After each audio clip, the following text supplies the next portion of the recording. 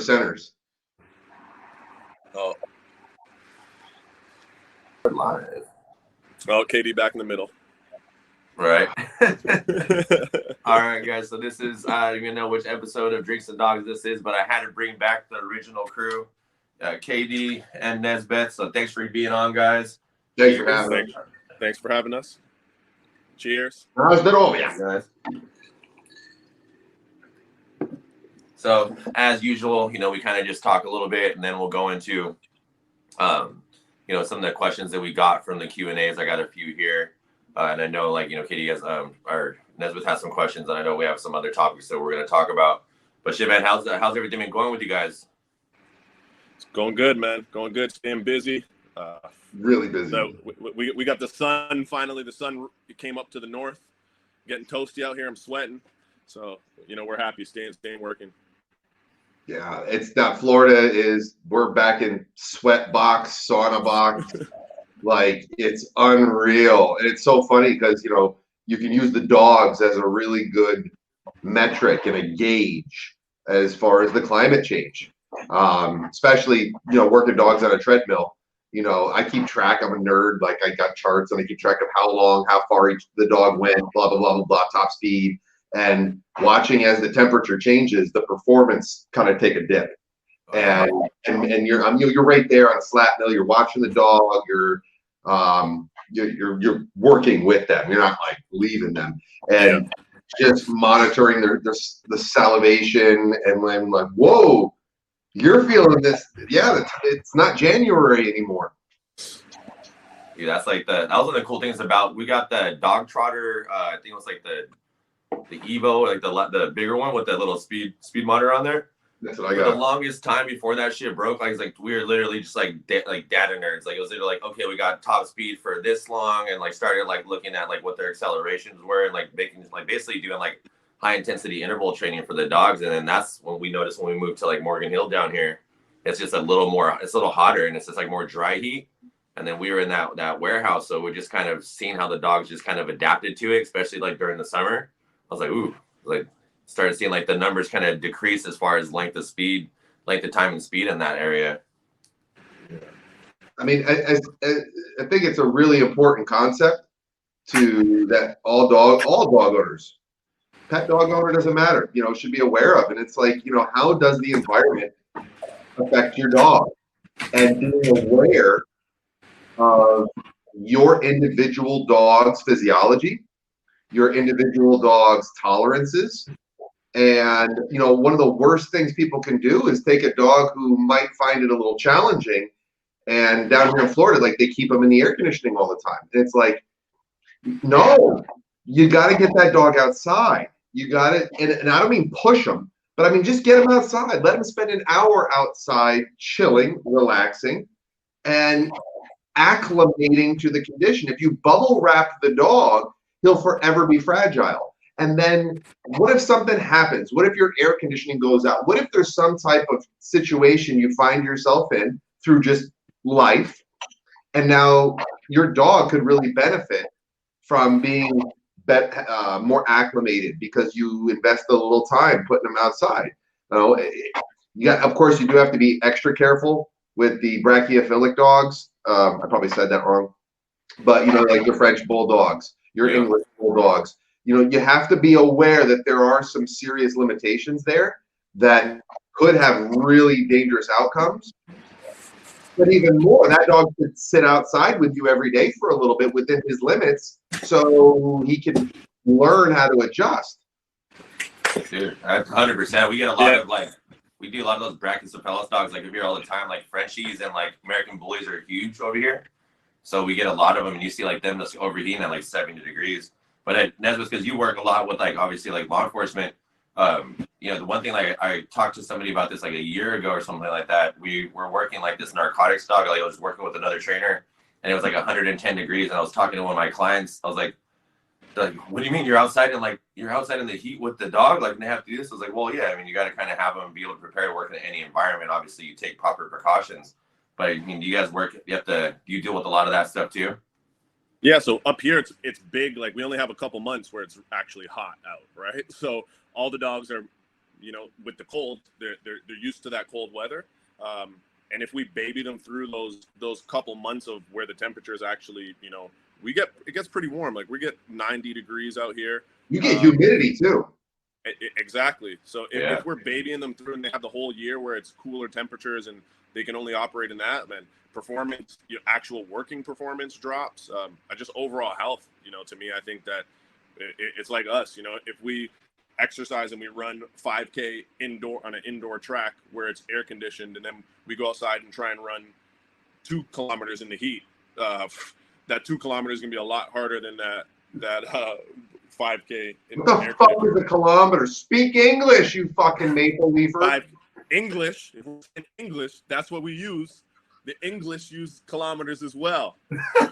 System. Fuck is a kilometer? The only system that makes sense, metric system. God, I went to Canada, a couple of years ago to go visit a kennel. I went up to go visit Elite. And, I rented a car. And I get in the car.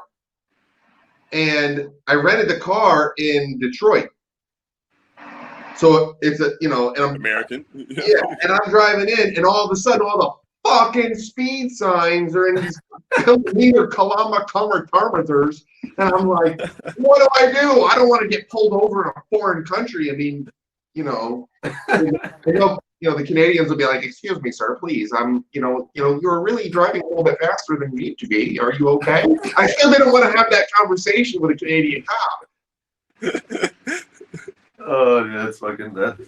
Yeah, kilometers is the way to go. You guys will get there eventually. You guys will. Unsophisticated Americans here, so. Woo! If you couldn't tell. So that was funny. Bringing up the heat too, and we talk about like different working breeds and everything. That I know you posted that video of that Neo the other day. Working with that dog, like that's super. I mean, especially like in the heat, man. Those dogs are. That's fun. How long did you were able to work that dog for that long? So he's a Neo. He's a bigger dog, heavier dog.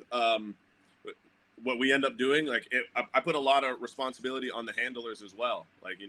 They're going to be able to observe things quicker than I will as the decoy or the trainer, because it's their dog. So if they see anything that's out of the norm, usually at that point, it's too late. We want to stop before the dog. We want to push thresholds a little bit, but nowhere near where the dog's going to be overheating. So we'll really short, quick sessions with a dog like that. Get him out, work him, put him off, put him away, let him cool down, let him sit until that panting and stuff stops. So for panting, then we bring him back out. Really short sessions. That's usually the go-to, especially with, like a Neo or a bigger Mastiff breed like that. But yeah, it's important for, handlers and owners of the dogs to be aware of things like that, and be aware of potential dangers and things that they can do to prevent it from getting too far. That's one thing I deal with a lot, because obviously I deal in personal protection. So I'll see a lot of the different variety of the Mastiff breeds. We see now a huge influx in the Dutch Shepherds, the Malinois, and I get the common thing that I talk to some of the clients are like, well, I want my dog to be your dog, you did this. I was like, well, you got a Cane Corso, and that's the Dutch Shepherd. You got to gauge the expectations. This dog's not going to be able to work on a 15-minute bite. We can probably get him there with some conditioning if you work him, but it might not be the best for that dog.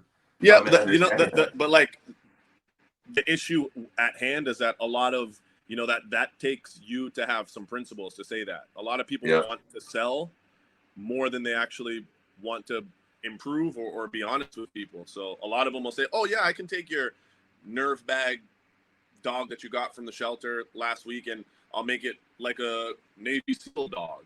It'll do all the Navy SEAL dog stuff, right? As selling points. Unfortunately, people fall victim to that. People buy he said he can do that, but this other trainer said that my dog can't do it. So I'm going to go with the one that said he can. Yeah. That's the biggest thing is transparency. That's the huge thing, especially when you just divvy up. This morning, I worked a Dogo, and then we worked it was a Dutch Shepherd Mal mix, and then then we worked a German Shepherd, and then we worked some other Dutchies. But I was just talking to clients individually. I'm okay, cool. This is your dog's threshold. This is where they can go. This is what they can't do. If you want me to work your dog on a bite, give him ground pressure for 15 minutes and your dog is chompy and moving all over the place, I can't fucking do that because that's not what your dog can do. Like that's just something you gauging expectations and being extremely transparent is, something we had to do because, like you said, there's a lot of what do they call like snake oil salesmen here? A lot of a lot of people who are just going to be like, where if that's the term, tons. Well, especially when you get into the world of personal protection, like that, those two words have been used to justify, rationalize, or explain such shitty training. And and I'm not saying obviously that's what everyone's doing. Fuck no. But the thing is, like, you see that there's bite work, which is teaching a dog to bite and to use various skills, tactics, drives, states of mind to accomplish a goal. Well, what is that goal? It depends on the context. And now throwing the word personal protection out, I see so many, especially with social media being the way it is, people doing just bite work. And I'm not saying that the bite work's bad. I'm just saying, well, that's all you're doing. You're just teaching a dog biting techniques. That's not personal protection. Personal protection is a rule set within a specific context. That context is not law enforcement apprehension, not military, whatever protocols that unit's doing. No, personal protection is a civilian-based context where obedience, handler awareness, all these, that's personal protection. It's not just show me a dog on a bite table or a dog on a tie out and you're slapping your Schutzen sleeve with a stick and calling it personal protection.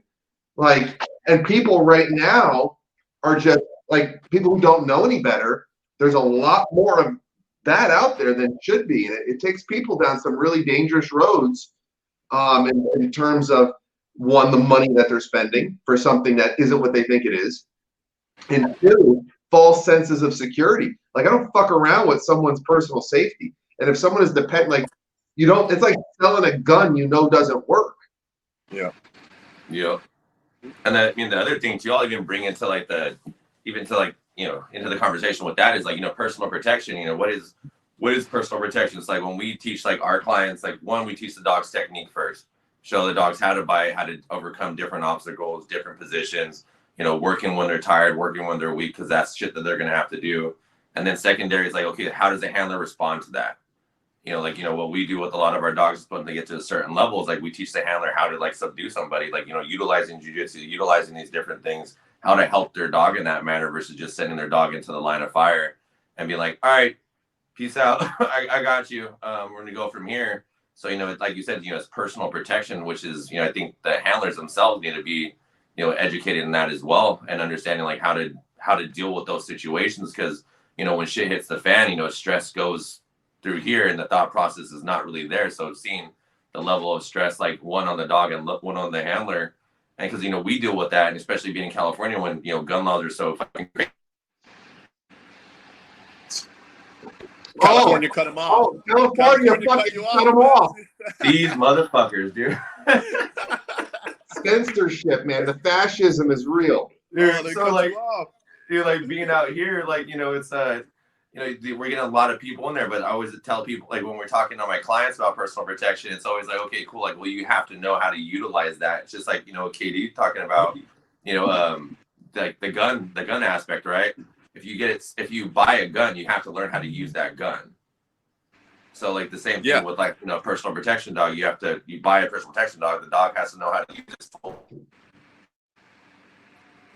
Too much gun talk. They're not having it. He said gun 3 times. He said gun, man. You get cut the off. Gun thing, man. They just got me. But I was saying, teaching techniques. I'm 100% on board with that. I think that part of the other issues are that everyone has their own definition of what a personal protection dog is, right? So when people contact me, hey, I want a personal protection dog, my first question is, what is that?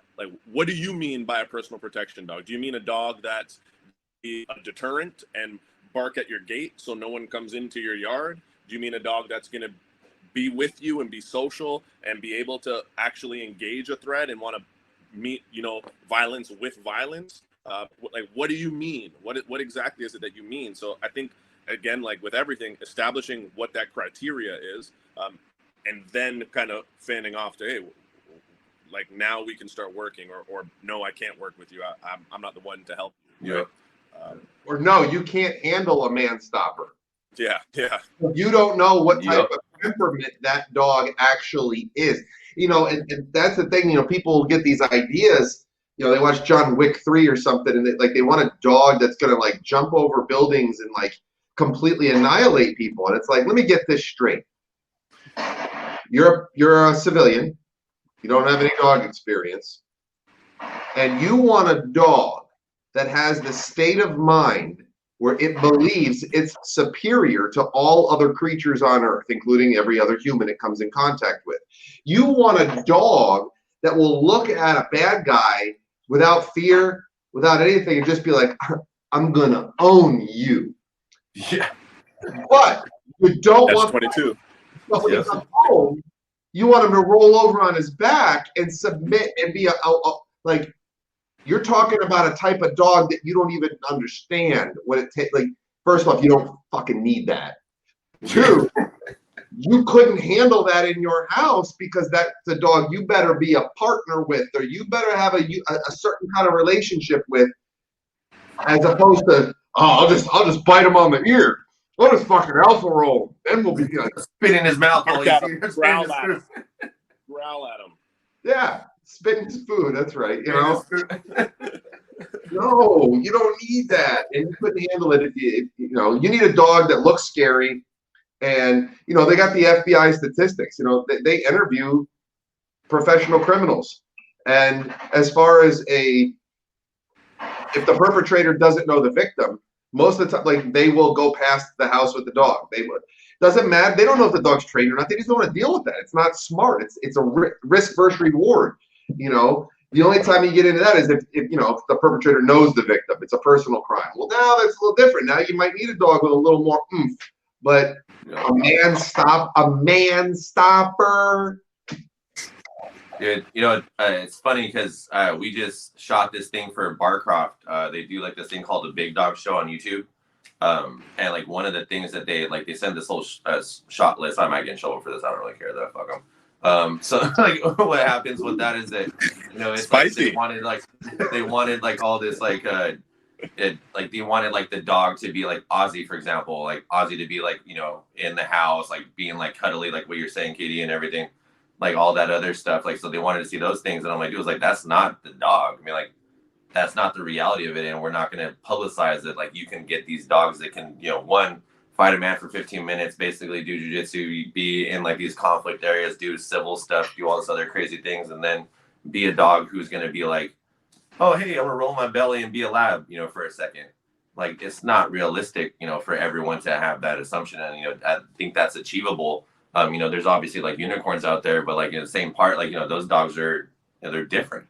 There's still manageable things that you have to do and put it out there. And that's one thing that we kind of drew the line on it with it, was that like, hey, like, we're going to be as honest as possible about this dog. Like, there's not going to be any like, bullshit about it. We're not going to go ahead and like, I'm not going to put my daughter on the kid's fucking back or like have like, stuff like that getting pet. Like, there's nothing that's going to go that way. And, I'm not going to bring the dog out and like the dog's going to be like, cool, me. It's like, I'm his main decoy. I'm the guy that I'm literally like the lowest part of like, what he thinks in ranking, because he kicks my ass almost every single day. So I was like, we just had to, be straight with this. Like, that's where we, wanted to make sure the information that we were putting out there was, extremely clear and very transparent with all that stuff. So yeah, that's something that's super important. And that's the same thing we tell all of our personal protection clients. I'm like, you have a dog who is one of your personal protection dog who will make sure he's socially neutral. But I was like, you're not going to get the best of both worlds. It's just not going to happen. And especially a dog who will engage and like do all those other things. Because people want that all-in-one stuff, and people forget that the dogs aren't programmable. It's not, you can't upload the software and be like, do all that. Yeah, like not you yet. can't. Not yet. Dum. Elon's working on that data link thing, so maybe we'll do dogs first and just fucking yeah. We have to leave it to Elon Musk to actually do something like actual like. That's some Blade Runner shit, man. I can't even keep up with the fuck with all that guy shit that other guy does, man. I was like, shit's like constantly, especially if they're out here too. Oh, you know you're getting a Tesla truck, big boy. I'm trying to. I want that fucking Cybertruck, man. throw a dog box in the back. Yup. I already got row custom kennels. I'm like, hey, I need a custom dog box back here for this fucking space truck. There you go. Dude. All right, you guys ready for some questions? Bring it. And let's also remind everybody who's watching right now, if you guys check on the bottom of the screen, it says ask a question. Don't hesitate to get in there, type it out, interact with us right here. Don't type it in the fucking chat. Type it in the spot where it says ask a question, and we can absolutely get to that for you. And we're going to prioritize the questions that are asked there before the other questions. So here's a shot to get answers. Boom. Yep. Let's get those. See, do we have any on that right now? Let me look at the thing here. No, they've been writing them in the chat.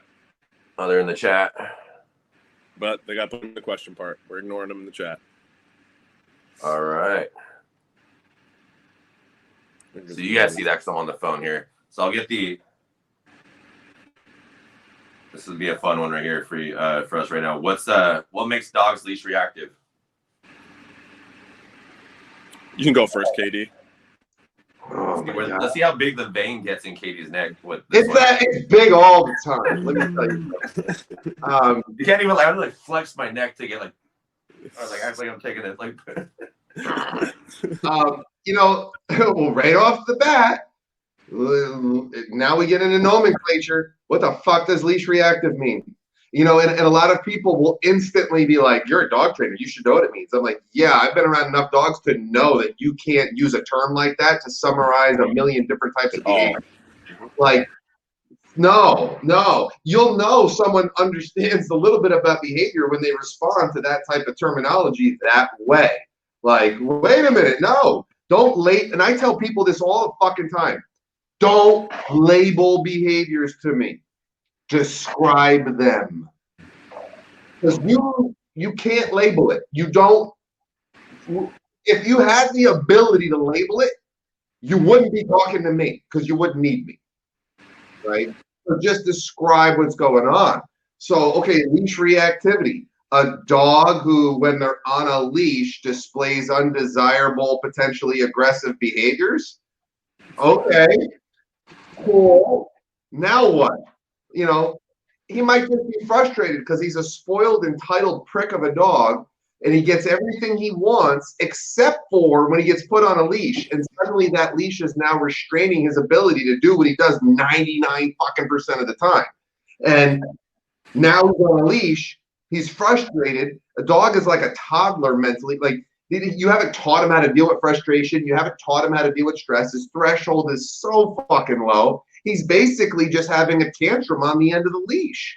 And, you know, you can kind of you can diagnose that when you ask some of those questions like, well, have you ever seen him interact with a dog off leash? And sometimes they'll volunteer it. They'll say, I don't get it. He's so good if I take him off the leash. And it's like, okay, well, yeah, because now he can do what he wants. So, I mean, that dog isn't aggressive. That dog isn't even fucking reactive. He's having a temper tantrum because you don't implement any structure or boundaries on him, and now he doesn't know how to handle that, and it's being shown as aggression. That's one of them. So what do you do with that? You go back home, and it's like, well, why does he have all this freedom? Well, because he doesn't cause a problem here. The problem's out there. I'm like, no, dogs, it isn't like problem, not a problem here, problem there. Like, if you give the dog constant freedom and ability to make its own decisions 98% of the time, when he goes outside, why wouldn't he still think he can make his own decisions? And so the leash reactivity you're seeing is him not appropriately dealing with his inability to make another decision. Like, I just want to go sniff that dog's ass. Like, that's just one. I'm not gonna. I mean, we'll spend 2 fucking hours breaking that down. You know? Dude, it's Nezbeth. Yeah, I think like one again, like Katie said, is defining what you mean by reactivity. Like in dog training in general, there's all of these terms. You know, protection dog, reactivity, aggression. That like we need to define what exactly with your dog you're talking about. outside everything that Katie said, outside of that, you know, I agree with everything he's saying, but also a lot of times reactivity can be directly related to insecurity with your dog and what they're doing because they're feeling insecure, right? So maybe it's not those lack of boundaries, even though boundaries is going to relate to that insecurity, but his display now, that display of aggression that he may be showing, can be to say, hey, I'm really scared here. I want to put on my peacock feathers and be big and scary and scare whatever is making me insecure away. So again, without having the dog in front of us and seeing it or having a description of what you mean by reactivity, there's 1,000 different ways that this answer can go. But generally what Katie said, and then also that insecurity is usually the more common causes of reactivity. And like the thing that we deal with constantly over here is like, you know, like just explaining what's aggression and what's reactivity. Because there's like, I got a dog, aggressive dog, he barks at the extent of the leash every single time. And he's like, he's aggressive. He's definitely gonna be aggressive. He's like, but he goes to daycare and he plays with dogs all the time. I'm like, is he aggressive or is he just reacting because he thinks that dog's a friend? And all of a sudden we're building agitation because he's at the extent of the leash, you're not really correcting him for doing the things he needs to do. And now he's anticipating like, oh, hey, I want to go, like, you know, Case, I want to go smell that dog's butt like over there. And I got to get there. So, you know, even like the differences in like, you know, people understanding, you know, what is reactivity and what is actual aggression, you know, and what is the reactivity? Where does that reactivity stem from? Is it because he's frustrated he can't go over there and try to smell this dog's ass? Or is he frustrated because he can't go over there and try to attack this dog? And if that even stems from a level of aggression, whether it be insecurity or something genetic or whatever it may be. But even like you said, like, you know, like while you're like, there's a billion different rabbit holes we can go down when it comes to, you know, leash reactivity. But I mean, I think like to sum it up, I mean, like everything what you guys were saying is that, you know, it's definitely falling back in love with Katie was saying, like, you know, make sure you got to learn how to make sure we're communicating properly so the dog understands like, hey, I can't do that. Like, that's definitely a no. Like we're not doing that. Even like going into foundation work, like people over here, you know, everyone's big on dog parks and fucking puppy socials and all this other stuff and like this fruit thing of doing things. I'm like stop. Then you wonder why your dog wants to pull you across the fucking ground and go ahead and play with this other dog because now they think every dog is cool with, you know, and we all know that, like, you know, not all dogs are, you know, dogs are friendly with us, but are friendly with certain dogs, but not going to be friendly with everybody. I mean, you know, when people want to break down like dehumanization of things, like the nicest motherfucker in the world can hate one person. You know, the other thing that gets me with dog, like the obvious with dog parks, we all pretty much are like, why? But the emphasis that people put on the importance of taking their dog to a dog park, dude, and building engagement and everything else is like, whatever with that stuff. But I gotta go to the dog park twice a week. That's super important with these little puppies. And then, you know, a couple months down the line, oh my God, Fluffy blows me off every time I talk to him. And Fluffy now wants to kill every dog with pointy ears because the German Shepherd jumped on him at the dog park. Like, just, I guess it's just a mixed up world that we're in that takes priority to, you know, engagement and basic foundation training that's going to help you and your dog live comfortably for the rest of their life. Right. What you prioritize is what's going to do the opposite to that. I like no shit. I think I might have told you guys this already, but there's a trainer out here who's been telling some clients, and I still can't get the name of the person because I really want to have a conversation about it, but they're telling people the dog needs to see 100 dogs and 100 people by the time that they're 6 months old.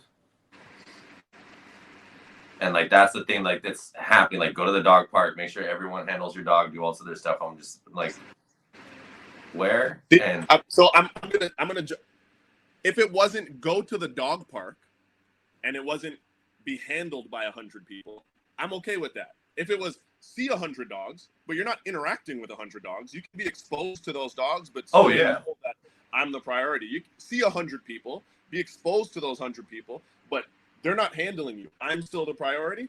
Then I'm okay with that trainer. Where that trainer, to me, if they're saying, hey, let 100 people handle the dog and play with the dog and all these, like, you lost me on that. Like, that's goofy to me. But I think if, you know, seeing exposure, yeah, do that. Hell yeah.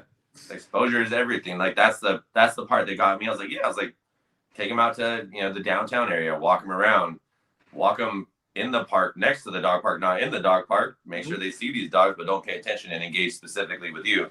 But no, it was definitely play and be held by other people. I need to make a shirt. So I've been playing around lately with trying to get some merchandise and stuff going.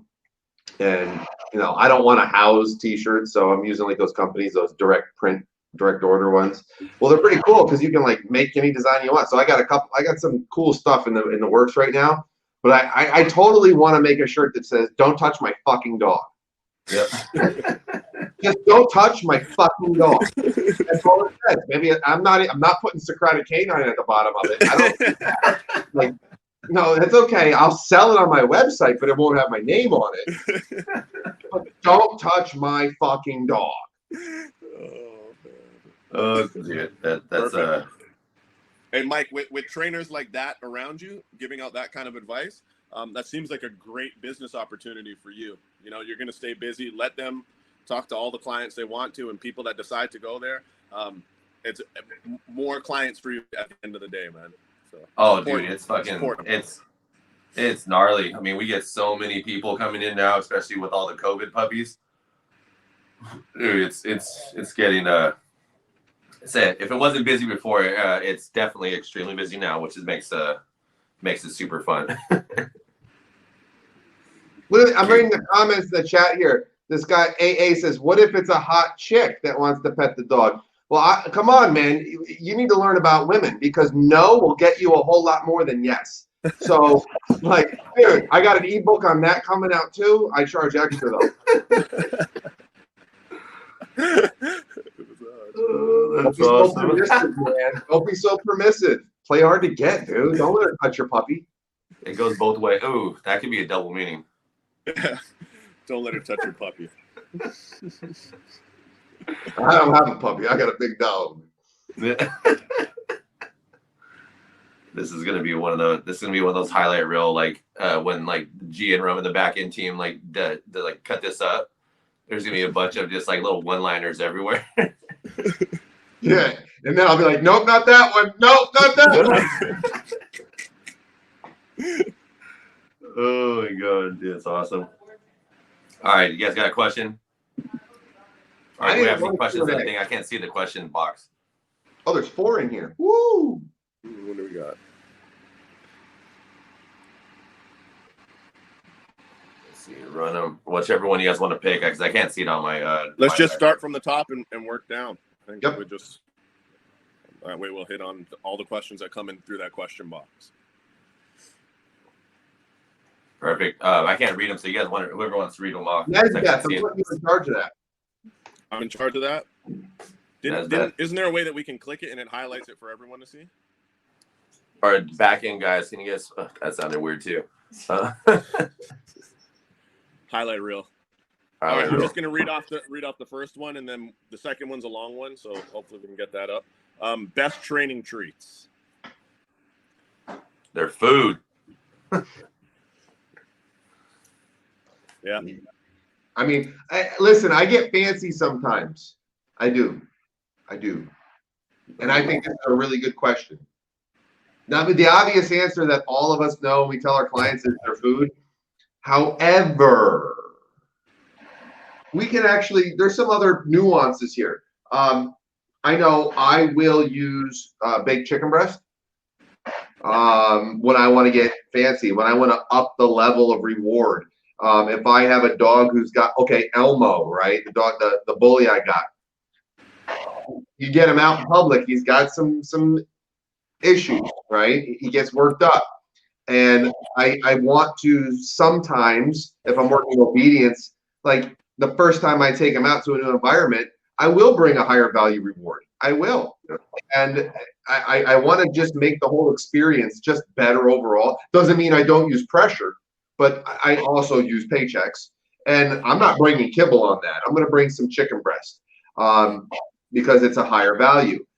Another aspect where I will try to avoid using food is there are certain behaviors that when I'm luring, Using kibble is a pain in the ass. If I have a dog, especially a young puppy, especially a puppy, like I don't want him going to the floor for food. I don't want him, because what will happen is, and pet owners, you guys watching this like this, I'm talking to you guys. Like these are little things that will help you. If quickly and early on in your training, you're dropping kibble from your hand, which is inevitable if you're using kibble. What's going to happen is you're working with this puppy. The puppy's trying to solve a problem in your whatever your training is. You've created a problem. That problem is how to acquire food. And you're luring possibly to help the puppy solve the problem.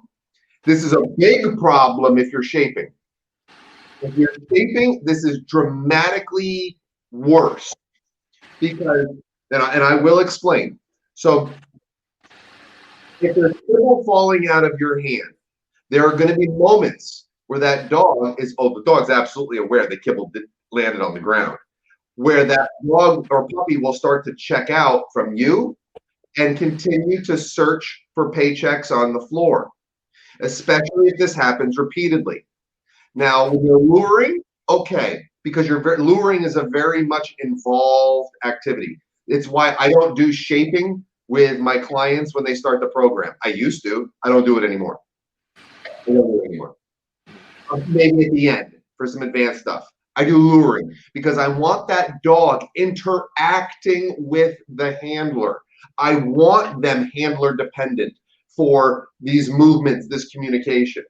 So when you're luring and you're dropping kibble, it's still a problem. It's not as big. Now, if you're trying to use the coolest new toy in dog training that isn't a fucking new toy at all because it's been around for quite some time. It's new, KD. It's new. Oh, chill my ass. And you're shaping. And you're not involved in the process. You're free shaping. You're hanging out. You're letting behaviors occur naturally. You definitely can't have food falling on the floor because what's going to happen is when that dog suddenly runs into a roadblock and can't figure out what a behavior you want, they will instantly go, well, fuck behavior. Let's see if there was anything that was dropped 5 to 10 minutes ago. And your dog is like searching and searching. I mean, it's great for odor. I mean, hey, you're creating a dog who's got he's building his hunt drive right the fuck there, but he's not looking to you for guidance, that's for sure. And so if I'm in that type of situation, I might use like a Happy Howie's where I can cut it into a bigger piece. I can hold that piece. I'm not dropping pieces, and Happy Howie's doesn't crumble. And I'm not sponsored to say that, but hey, if they want to fucking email me, KD@Socratic Canine, I'll hook we can work something out. I got the hookup, KD. I got you. That I'll do that to make sure that I'm able to hold that paycheck better, that reward better. When I'm doing recalls, I use kibble a lot of times with a puppy because I can hold my hand a certain way. They're just running to me and eating out of the cup of my hand when I'm imprinting those behaviors early on. Yeah, so I think kibble as a primary reinforcer for food. What I do outside of just kibble is I'll also mix kibble, so different types of kibble inside my reinforcement, pouch, my purse, as well as sometimes, depending on the dog, I'll put like dried liver. You got to watch with it because dried liver does crumble. It's not Howie's, but I'll mix it in. One of the reasons why I just like to mix it in is so it can be more random for me. When the dog gets a reinforcer, I don't know what they're getting. I just stick my hand in the pouch and grab something, and whatever kibble is in there or dried liver they get. But yeah, that's pretty much my answer on that. Yeah, I mean, I literally, it's just either, for me, it's either kibble or I use the Happy Howie's. I just started using, I stopped using the beef I started using the beef, stopped using the turkey and lamb because that shit crumbles now, but the beef one's the one, but, everything that you guys said with that. I mean, like, and the other thing too, we worked, it's funny thing is I was working with the German Shepherd today and, talking about escalation as far as value. It's really important, especially, with dogs who get fed by hand, like the dogs who work it like that. This dog was extremely reactive to me. But, the food actually made, like, for him, meant nothing once he's got into that red, like that zone where he's like, I'm gonna fuck you up. So what meant more to him at that point was like tug, or like, the tugs that he had. And we basically, within 45 to 50 minutes after the dog actually bit the handler trying to get to me, like after using the tug and like using the process that we use, like the dog was actually pretty cool with everything and going from there, because we started with food and then understanding like, okay, like what Katie, what you're saying, like when you're out with like your Elmo, like when he's super fixated on like other people or doing things like that, or just, whatever environmental stuff, as soon as like, understanding the levels of reward and escalation of levels of reward from like, okay, here's kibble, or, here's, whatever turkey, here's, happy howies, and like, okay, now we got to break out the big guns, and like, okay, we got to go into either this is like the tug or the ball or whatever they do. Like, that's something that's important, I think, like for most people to understand too, especially when it comes to rewarding, your dog in different levels of environment. Yeah, so that's like one of the reasons why I like to do that mixed kind of batch of reinforcers, is because it's not predictable to the dog either. So they'll have a preference of what kibble they like more, or that liver that they like more. So that anticipation there, even if I reinforce them, a lot of times they might not be fully like, oh man, I really wanted that beef liver and I only got a piece of kibble this time, but I know that beef liver is there, and to go back into behavior, the behavior that I want them to do. So that's a way that I use like higher level reinforcers, not necessarily specific to the environment, not that I'm opposed to it, but just for the behavior in general, to keep them kind of almost on edge a little. Again, it depends on the dog that I'm doing it with and what I'm working on, but that's how I use it. It's like that inconsistency that makes them think might get it. That might be the next one. Might be the next one type of a thing. Yeah. Katie's favorite word, dopamine. Dope. I'm getting another beer, man, after that shit. Dopamine my ass. No dopamine. Let's see. Did we figure out how to pin the questions at all, or no? I'd be honored running in them. Let's see. How do we've answered what says we've answered one. Yeah, I didn't know if we could like pin them and then everyone would like it would pop up for everyone. But let's see. Oh, here we go. Nezbeth, this is right up your alley. Police canine, 2.5 years of service, 4.5-year-old male, spins and whines and barks at every moment of anticipated movement in the squad. Tried dog tea, bark collars, dominant dog, through kennel, into driver's seat, treats slow increments of movement. Second I get into the squad car and he lights up. It doesn't stop until I get out of sitting for 30 minutes. Chill in the kennel at home, chill everywhere else, and something I just need to get used to.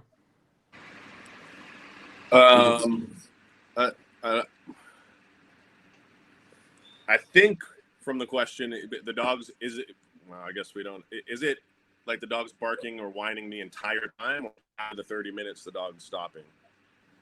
So I think it's like that general thing, like, like a lot of people like agitate within the vehicle. So the dog's just like spun up? Then the dog just gets spun up as soon as they think it's about to work. I think that's from what it sounds like. I think this person actually asked me this question on Instagram too. So I think the dog just anticipates the work. Like, so there's a lot of detail in the question. Well, but it's a long question, which helps. Like the biggest thing is if whatever that what's building anticipation in him, that's why he's whining and that's why he's barking and spinning up.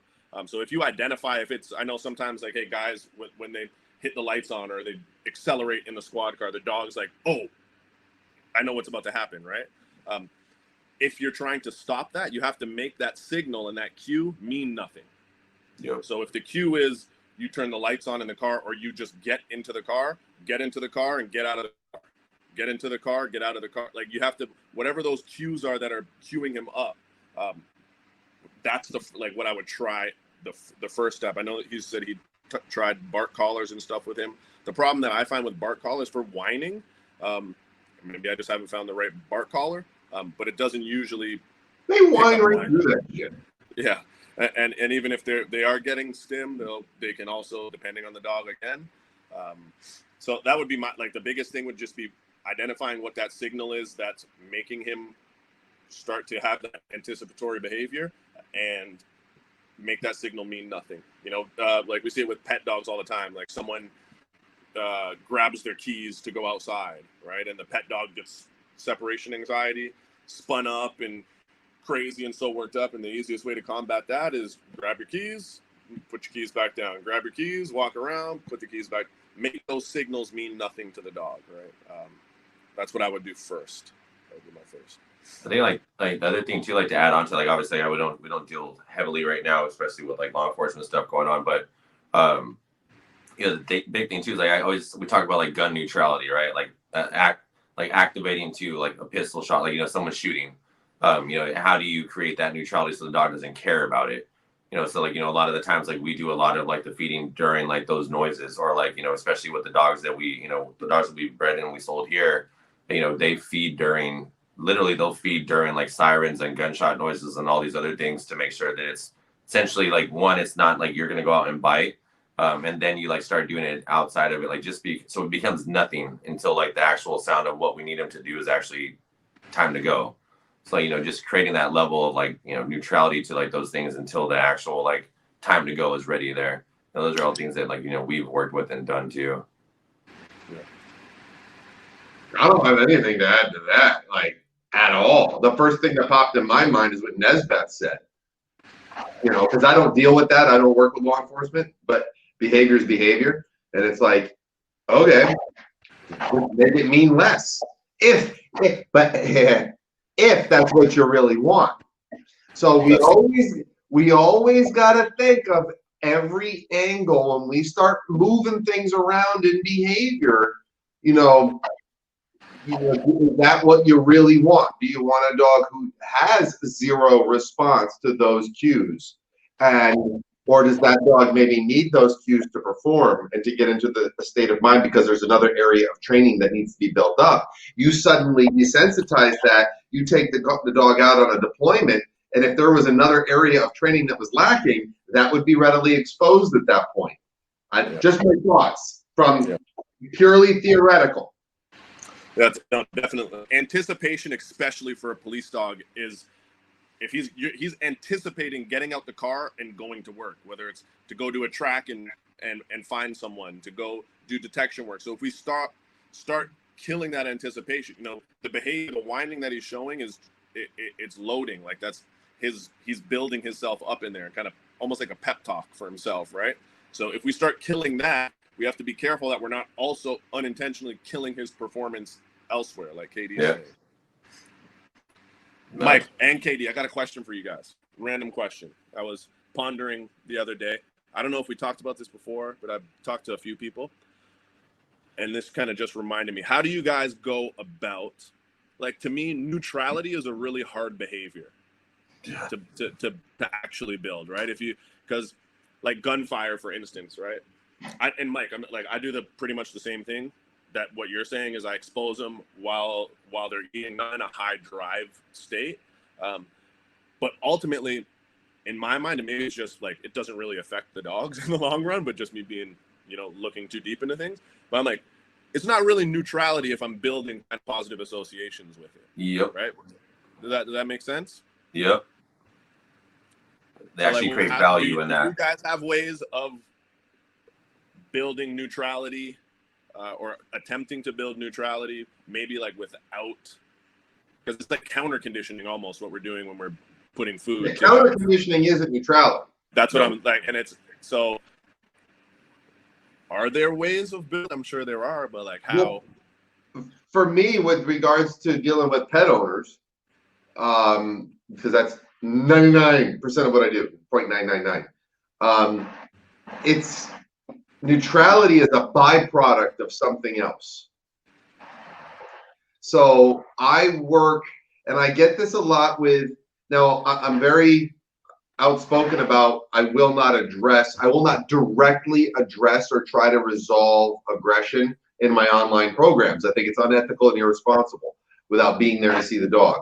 However, I get people who they're like, yeah, okay, that's fine. I still want to do the program because I want to work on everything else. And I'm like, okay, cool. You know, you're signing a waiver that I'm not helping you with the aggression. You know, well, the aggression starts to decrease.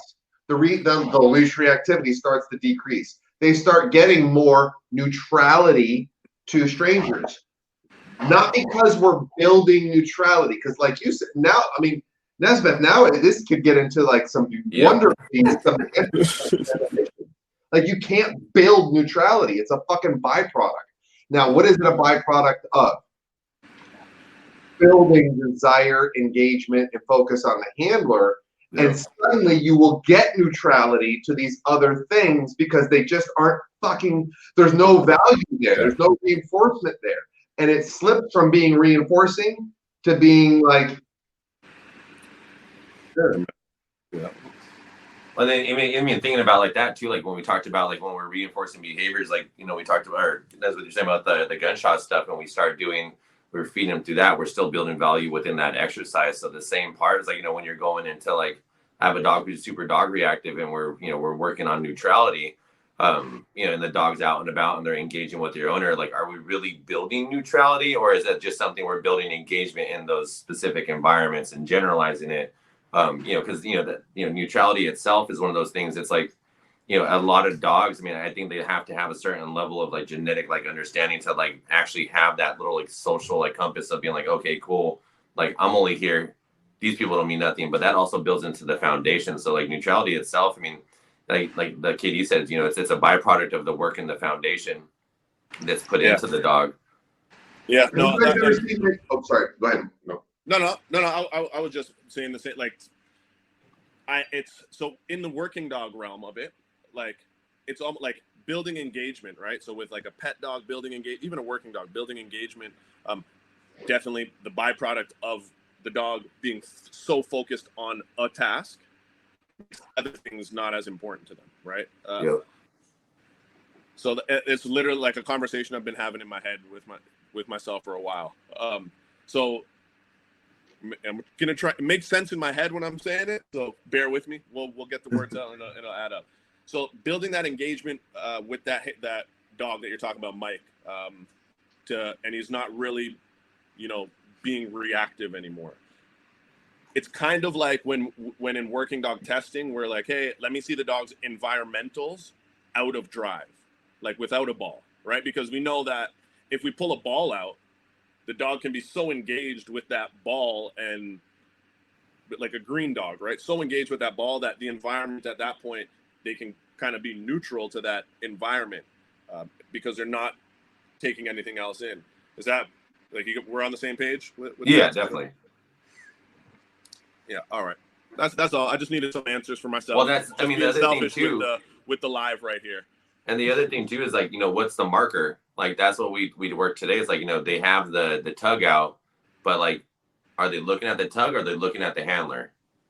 Like that's where like, you know, what we do, like especially like in the pet side, like, you know, if the dog is looking at like the handler and they're like, oh hey, cool, like this guy over here I wanted to murder like 2 minutes ago, but I'm looking at you, not at this tug to get this reward. Is something different too. And like that's where like, you know, the neutrality becomes a byproduct of the engagement that is, you know, trained in. So like, you know, now it's like, okay, cool, I'm looking at mom here, boom, you know, and you know, within that end of the session, like the dogs are just I'm talking, like raise my voice back and forth, and the dog just kind of, you know, what quote unquote like neutral to me, because now like, but he also understands like that person's going to produce something that's going to be better for him, you know, with time over and over again is going to build a specific behavior. But I mean, you know, neutrality, at least for us here, means like, okay, cool, I'm going to engage with, you know, like my handler. I can give a shit about that, like these people, because I just want, you know, our ideal is make sure like when my dogs walk out that unless told to, like everyone else's furniture, like they're not, you know, it's literally can be a fire hydrant walking by them. Like that's all we want them to engage up here. So I mean, like just don't piss on them. Yeah, they go, or you can't. Fire hydrant. Depends if they're assholes. So tomorrow, I'll definitely do it tomorrow. Tomorrow, I'm going to post a meme on my Instagram. It's one of my originals, and it's completely on the whole subject of neutrality. I posted it a long time ago. There we go. Thank you for popping that up. You guys are fucking sharp. I know who's not drinking tonight. So click that link right there that our lovely, like the people that are making this happen behind the scenes just put up there. And give me a follow. I will post a meme up tomorrow that you all will love, and I expect to see it shared. Done. There we go. So neutrality. That itself in a topic is its own little thing. Especially when you start to go like defer from like, it's pet and working dog. All right, what's the next question on that one? You guys want to read one? When you guys want to read that off? Pick and choose, fellas. All right, there's a comment, not a question. It says Katie needs a White Claw, so we'll get that one out of the way. Katie, that's exactly what I need. Katie's neck's gonna explode. I'm surprised he didn't have it. His head didn't spontaneously combust at that moment. Why? Why would I give a comment like that much value? I have neutrality to horse shit like that. Every time Katie eats, I repeat that comment to him over and over, so now he doesn't care. Now we're just neutral to it.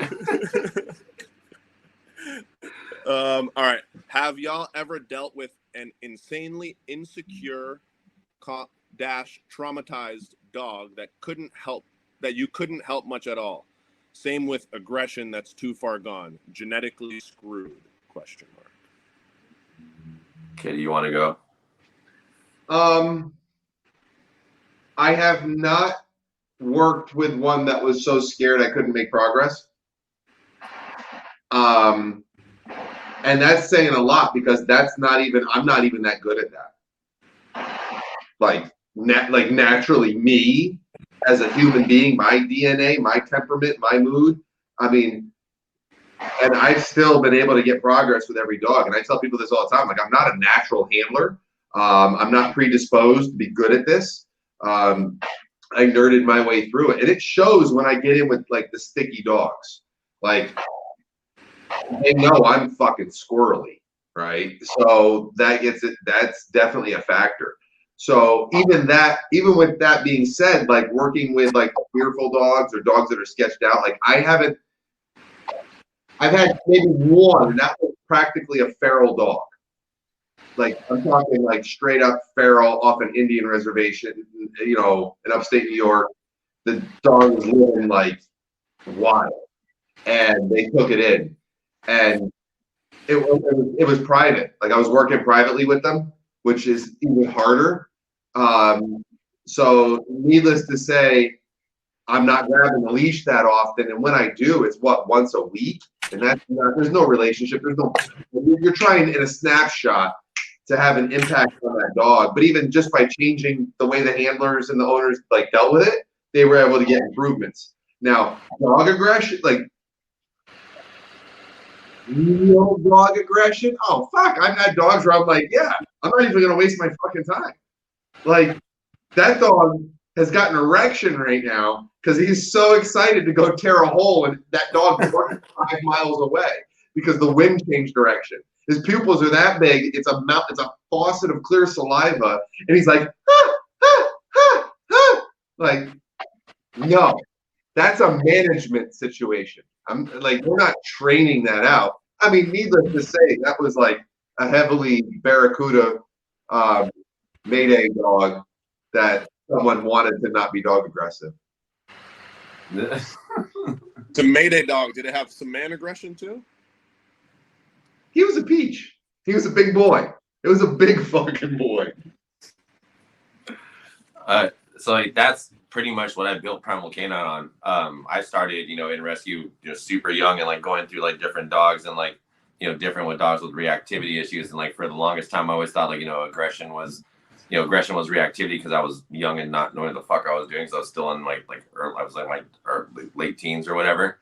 But I mean, like the big thing, like, with us, we learned how to like deal with those behavioral cases, people who like, especially over here, because it's always like everyone's like positive reinforcement. This is what it needs to be. If they can't fit this format, they got to euthanize the dog and all this other shit. So, I made it kind of a mission to work with the dogs that were high level risk cases.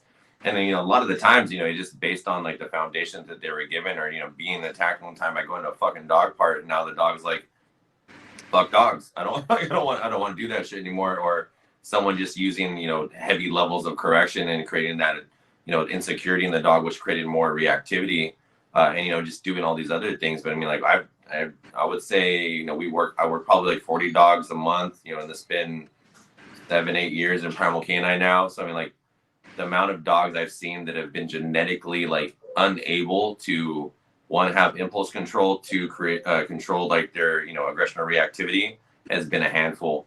I mean, we've worked. I mean, it's all about like how the system works and all these other things that we do, because we take a lot of time into like putting in, creating that very clear communication of like, essential value and just like retainable value into the dogs. But I mean, like, like I said, like it's literally a handful of dogs that have been like, all right, cool, like, yeah, you got a big problem. And then the other thing too, like what Katie was saying, is like, management cases, like, there's certain things that you have to know that this is a management case. Like the people that want like, the American Pit Bull Terriers, like, all this other stuff that we don't have tons, but they're a lot on the East Coast.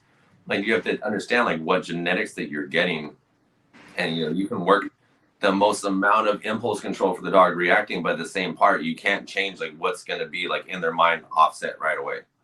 Like there's certain levels of like management cases that you have to do. Like, okay, cool. Like, like in like our house, for example, I got a bunch of like what people would call like alpha male dogs, and like, down over here. And yeah, if we were to let them to, do their own shit, like if they challenge each other, shit might get bad. It might get bad if we're not there, but we manage the situation to make sure that never happens. So I think when people kind of get out of the La La Land thought process of like, all dogs can get along and be friendly and all this other stuff, and understand that, some of these dogs have issues they've even been created, if they've been through, whatever they've been through, in the lack of foundation, or just genetic issues that they may just be just working with as well.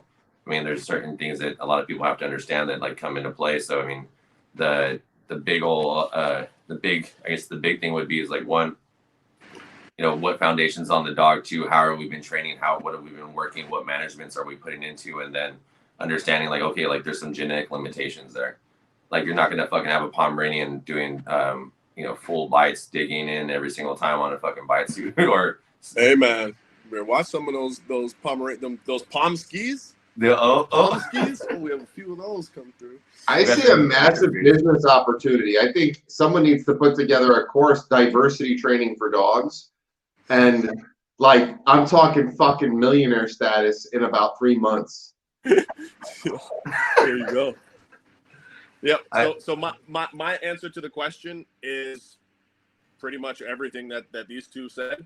I think that every dog can benefit from training. Oh yeah. If we change the mind state of, I've personally never met a dog in my entire career that was finished, like that was done. It's not a start and an end.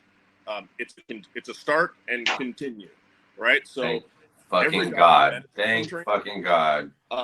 That should be a snippet to the powers that be. That's a fucking make sure you take that snippet out and fucking credit to Nezbeth. There you go.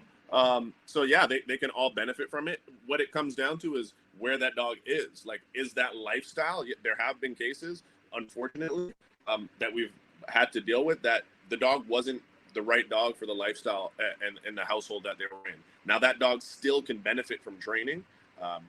It's a management case, but people have to be realistic with themselves. Like, they have to say, hey, is this something that I can manage? Is this something that I'm willing to put in the effort and continue to do for the rest of this dog's life? So that's kind of my answer.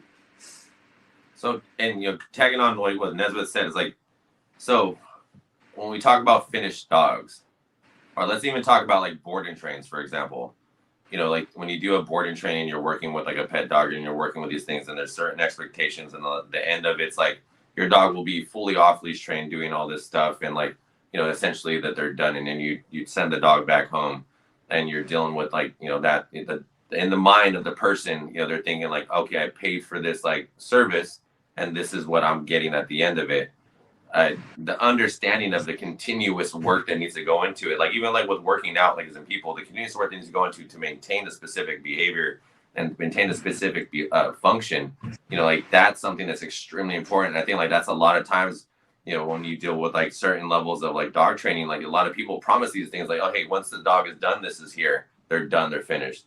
Like I think it's really important. Like again, like when that's what the saying is like, you know, there is no end.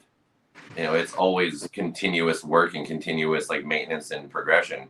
You know, and that's something I think a lot of people should understand that as well. Boom. You know, this would be so much fucking cooler if we were sitting around a campfire.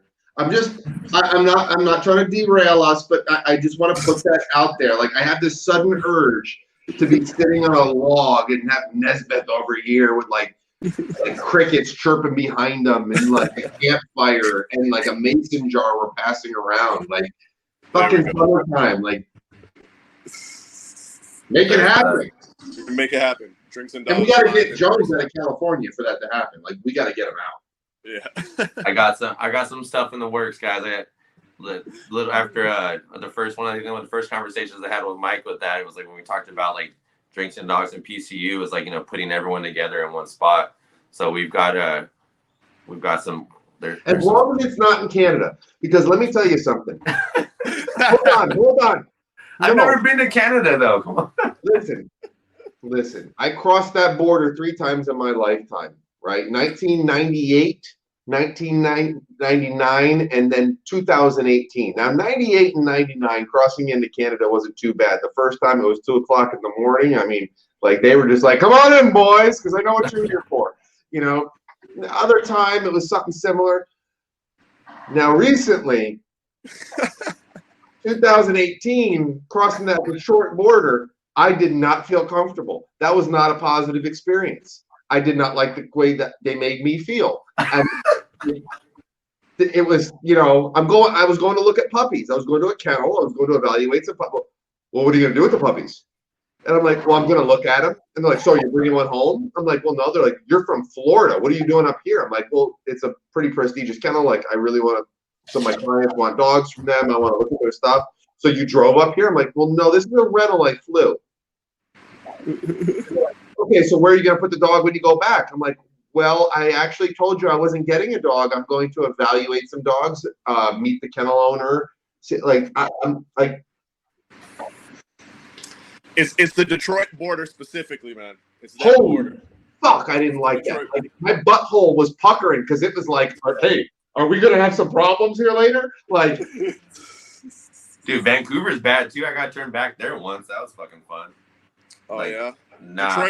Detroit turns me back, and I'm Canadian. Like, Detroit border has been a rough go for me, man. So it can't be. That's fine. I'm okay with getting out of Canada as well. So I'm not. You know. Don't come down here. It's not even that much. I mean, maybe go to Florida and like the other states. Don't come to the West Coast of California. Oh, don't worry. No one was entertaining the thought of coming to see you. Like that wasn't even like a concept. Like no, bro, you guys got to come and like support, bro. We got if they ever open this bitch up again, it was fucking Jesus Christ. It's ironic because I have a ton of clients in California.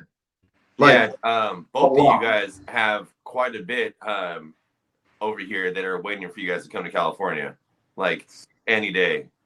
I can't even tell you how many messages I get about when's the PCU seminar going to happen down here. I was like, I don't fucking know when California stops being stupid and like they actually let shit happen here. Yeah, man. Yeah, it's gonna be fun. So much fun. All right. Let's get another question in here. I gotta leave the fucking screen. Here. Dude, you have a fancy backdrop, but you're running off a cell phone. Come the fuck on. Bro, I got too much shit to do. I can't set my shit up. I gotta like get that OBS thing set up here. OBS. All right. Here's a question. Then I gotta go take a Nezbeth. Why is there no videos of proper correction? Why is there no videos of proper correction? That's an odd question. I've seen videos of dogs being corrected. I think I have videos online of dogs being corrected. I think that the main, I think people shy away from putting those videos online because of potential backlash and people running, you know, these PETA groups or whoever it is this month running with something and misconstruing the information that's available. But I think, again, correction is one of those words that we need to define what that is. Like, correction as in something that stops the behavior? Because I have a lot of videos online showing ways of stopping behaviors, right? So do you mean punishment, or do you mean specifically positive punishment, like adding something in? And there's a lot of videos online of that as well. That's pretty much my answer for that. You want to go ahead, Katie? I'm going to say, you know, you're going to see less of it moving forward. And that's for the sake of the question. I feel pretty comfortable saying, I think we can say the person, they're probably talking about positive punishment, right? They're a correction to stop a behavior. Well, right then and there, once you use the P word, the dirty, don't say it, Jones, because you'll get booted off. Hold on, you're in California. But if you say punishment, I'm in Florida, no one gives a fuck. If you say punishment, you're automatically going to have problems with public backlash because it's a bad word now. Now I'll go a step further. However, like with my students, I don't demonstrate for them punishment for a while. Like I might halfway through the program show them a little something, but the reality is you're not, anyone really responsible isn't going to get into too much of the method, because if someone doesn't understand, and you know where I'm going with this, boys, if someone doesn't understand the principles behind it, you show them a method and they're fucked, and their dog is fucked too. So to say, well, this is how you give a correction, you pull at a 45-degree angle at exactly 7.5 pounds of pressure upward this way using the shoulder and the lat muscle, and that's going to be a correction. Like, no. That's not a correction. That's like so what if they do that and it doesn't work? Then they're back to method shopping again. Now they're back to, well, I need another method. Whereas like with my students, I spend way more time on the principles. Like, well, what is punishment? Like, what is it? What behavior are you trying to stop? Well, first, have you looked at how we're contributing to the behavior? Does it have a reinforcement history already? Like, does the dog already think it's a good thing to do? All right, why don't we address that first while you work on how to hold the leash, while you work on how to do this, while you work on your timing. I will work with, mind you guys, now you know, I don't get to see my clients or their fucking dogs. I'm doing this on the goddamn computer. So I want them to show me good timing using positive reinforcement first. Yeah. Because if you fuck that timing up, it's not a big deal. Okay, let's do it better next time. We'll work on it. When they can show me that they have good timing, when they can show me that they're comfortable holding a leash, they're comfortable doing everything. Okay, now I know physically you're getting there. Now the dog might not even be ready for punishment yet because of what stage it is in its learning. I'm not punishing, like during obedience, I hardly ever punish. I hardly ever punish during obedience. Why? Because I spend so much fucking time in negative reinforcement after I spent so much time in positive reinforcement that the dog is so crystal clear on what it needs to do that when I finally get into a stage where I feel comfortable that that dog is fluent on the expectations, I only have to punish once or twice, because honestly, if you have to do it more than once, is it even punishment? So, I mean, we could play down that one, but by definition, it's not punishment. It's something else because it didn't stop shit. And all of that I just went off, and people are like, huh, what? I'm like, that's why you won't see a video of me showing a correction.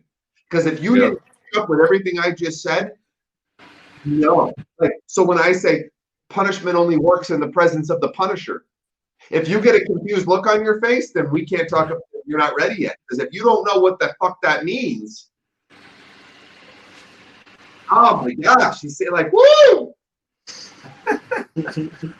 I mean, tagging on to what like Katie was saying, like for me, like I don't even teach any forms of correction until the handler actually knows how to like create the behavior in general. You know, unless we're, you know, luring, we're doing whatever, we're rewarding, we understand the positive reinforcement, then like, okay, cool. Like at that point, unless it's a reactive case, then obviously we got to make sure that we stop that behavior by utilizing either dominant dog collars or whatever we got to do, because we get tons of those. But we always want to make sure that we're creating that positive association and understanding of what behaviors that we want from them, especially like obedience. I mean, because it's two different things, you know, like there's obedience and then there's like the reactivity stuff that we deal with. And at that point, like, no one, we got to stop a reaction from a dog trying to maul somebody or do whatever the hell they're doing. So we're going to use our corrections. We're going to use our, you know, positive punishment or whatever people are, you know, whatever we're going to label it with that. You know, we got to stop that, but we also got to make sure they understand like the positive side. So especially when it comes to like puppies, because right now, you know, we're dealing with all the COVID puppies.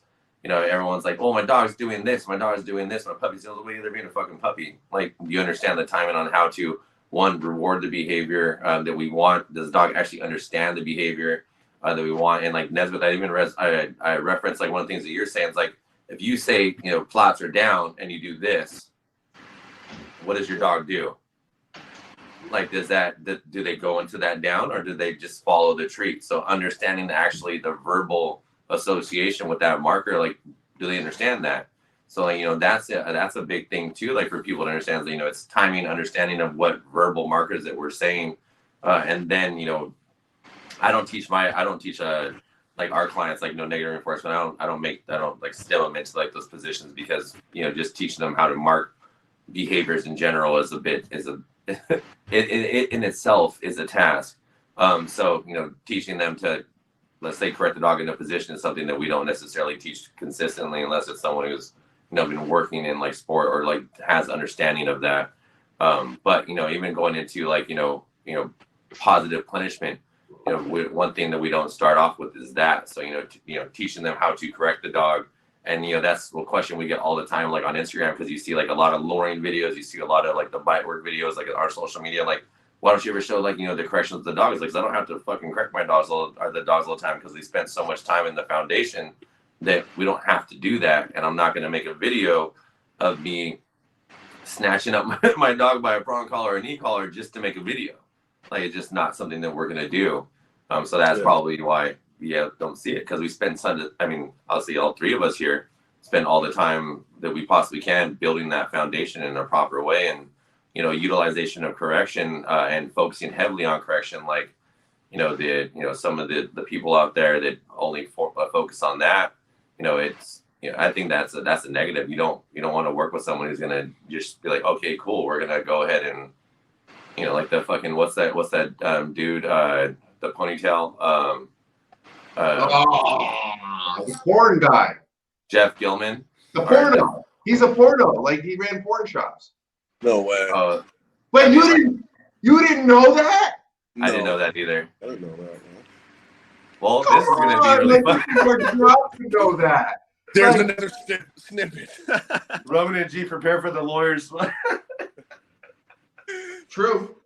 No, I think like a lot of times, like there's so much, you know, so much of what we do is teaching dogs behaviors, right? Like we're teaching dogs things. So that's reinforcements. Like we're not teaching things with punishment, right? So most of the videos that people are going to see are going to be reinforcers because we're teaching things. And a lot of times, like we talked about with the neutrality, when we're teaching something over here, it has a positive, maybe unintentional impact on stopping or kind of teaching a dog a replacement behavior. So when we're doing that, a lot of times we unintentionally influence the things where I believe in positive punishment. It's an absolute necessity 100%. to get reliable behavior.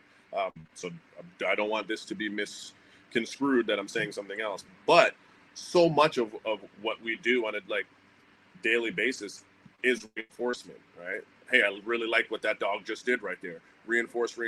Like if you sit there and like, I try and count the reps sometimes when I'm reinforcing behaviors. So I'd be like, okay, this session I got 35 reps of, you know, I'm doing black powder.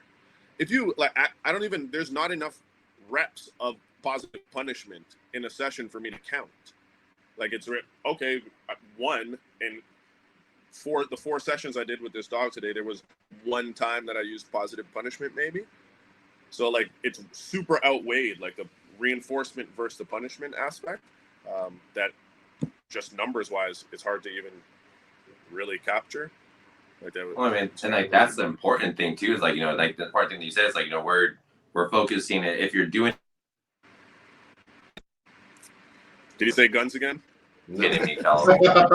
You mother. Jesus fucking Christ! Every single time, if we're focusing so much more, we're building so much more on building behavior and building relationship and building all these other things that we're doing, and you know, making those things. You're not going to be focused on actual, like, you know, correction. You're focused on, you know, reinforcing, building behavior, focused on doing these things. And if you do it right, you don't have to utilize that much correction in there. But if you're doing it wrong and you're just basically like, you know, essentially, you know, correcting, I'll say even positive punishment. Hopefully my fucking phone doesn't turn off. But if you utilize that, you know, then chances are you might not be doing it right. And like what Katie said is like, you know, if you're doing it 1 or 2 or 3 times, then maybe there's something like, is it really, you know, positive punishment? Is it really this? Are they understanding it? Is that? And you know, maybe I go back to the drawing board when it comes to some of the, like the reinforcers and the stuff that we're doing in the beginning, especially with the foundation work. I mean, because like that's, you know, the issue that we run into all the time. It's like, well, I don't see you using heavy corrections. Like, well, I'll correct the shit of my dog if they fuck up, but I make sure I set them up so they don't fuck up. Well, I think this, and this, it's interesting because my brain is already starting to connect to the thing that we were talking about pre-show about topics, and like I know I was asking you guys, like that's something I always like to talk about with working dog folks. Like, what have you taken from the working dog world into the pet world? You know, and honestly, like I see way more like there's way more punishment with pet dogs, right? Like there's way more suppression of behaviors, and I've had some seriously deep conversations with some awesome trainers who have gone from working dog to pet dog, and I know I have struggled because I started pet dog, played with working, and then got back into pet. So like when I was in working dogs, I got to see some really, just out of luck and privilege to see some good shit. And when I talk to folks who go from working dogs to pet dogs, it's like we share some of the same frustrations where like we're trying to create active, engaged dogs that are hammering through positions and stuff. And it's like, wait, the pet owner doesn't want that. And when we look at some of the big money franchises that are hammering out board and trains, like fucking, like I'm being nice. I'm being fucking nice right now. Like, and then it's like, and I've talked with some colleagues, and like we're disgusted at what we're seeing. Like we're disgusted at what's happening to the dogs, the welfare of the animal. But the pet owner's like, fuck yeah, like now it just chills. And it's like, well, they're relying on a lot of punishment and a lot of pressure. And the pet dog actually does need a significant amount of punishment to begin to learn, because he's in a pet home. He's probably going to have way more freedom than a working dog is. Yeah. And he's going to come into contact with things that he needs to learn he can't ever touch. He can't ever do, because they could kill him. Like, my house is a danger zone for a dog. I have I have a kitchen counter. I have all kinds of things that could be very dangerous for this animal that isn't programmed to exist in a human household. And for that reason, like, punishment has to become a reality. The challenge is just, well, how do we do that? And how do we get the pet owner to understand what punishment is and what it isn't? And the pet owner struggles with their communication in general. Like, they barely can reinforce behavior when they get to me. And then, of course, in my program, like, that's what we focus on. Like, I drill them with that shit. And by the end, they're fucking awesome, because, like, I'm awesome. So, like, they're good. And, like, but punishment is such a small part of it. And people will get confused, and they'll say, but KD, you know, like, you always say, like, you're not opposed to punishment. How come we haven't been punishing yet? Like, punishing what? Like, punishing what? The dog hasn't done anything wrong. Like, no, you need to put pressure on, negatively reinforce. Let's create behavior. Create. Oh, the jumping, we can punish that.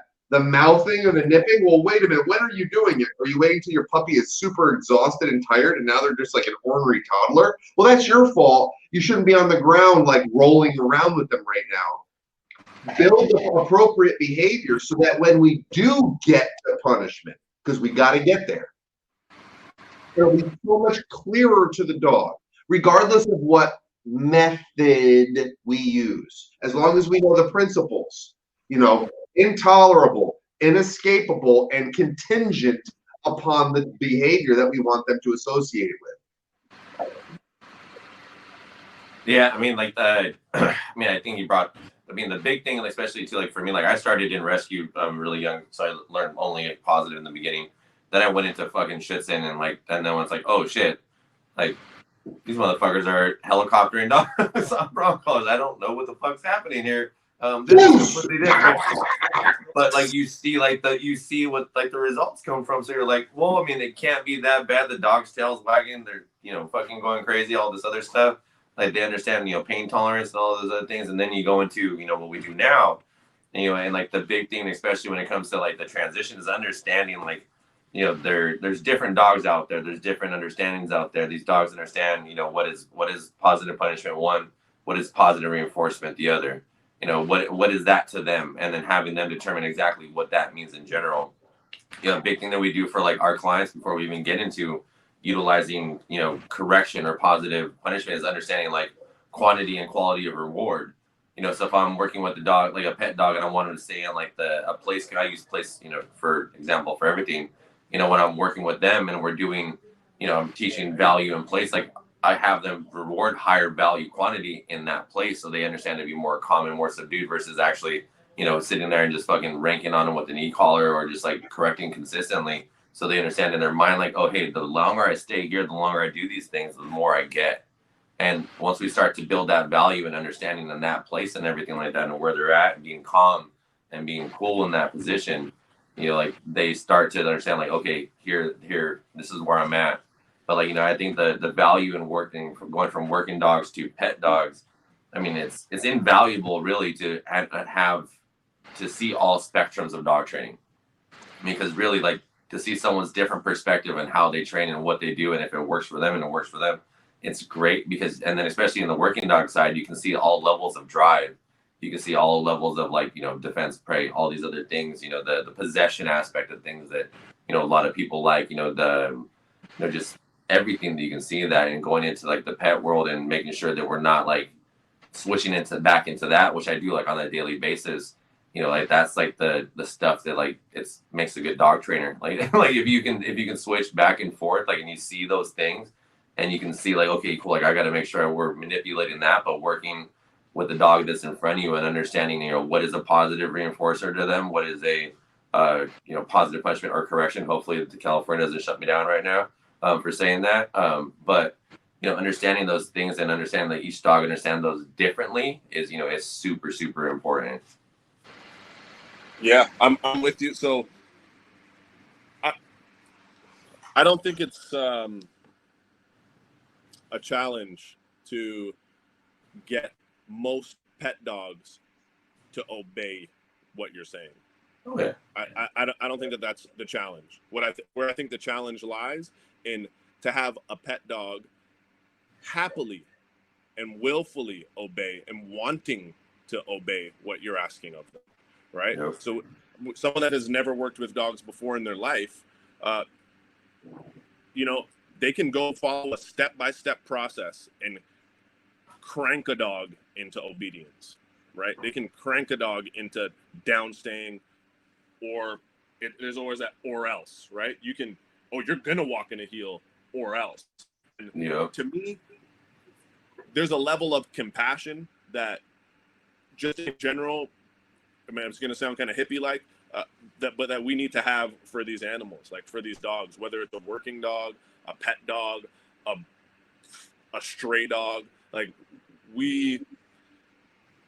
I want the dogs to experience life without their desires necessarily being crushed, their soul being sucked out. Highlight reel. Like They need to want to engage with us. We have to teach them to want to do these things. We have to teach them to, hey, it's going to be distracting, but you really actually want to lay down right there and stay there for 3 minutes in this crowd of people. You want to do that, right? Katie, Mike, you both know we could take a dog that doesn't want to do that and make them do it, right? And to me, making them is not the answer.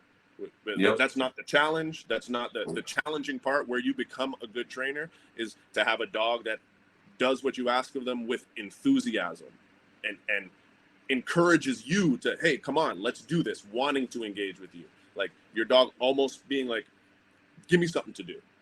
Like that's what I took from the working dog world and try to apply to the pet dog world. Now there's going to be different levels for each dog, right? Some dogs, working dogs, we're going to let them be a lot more pushy than we are with a pet dog.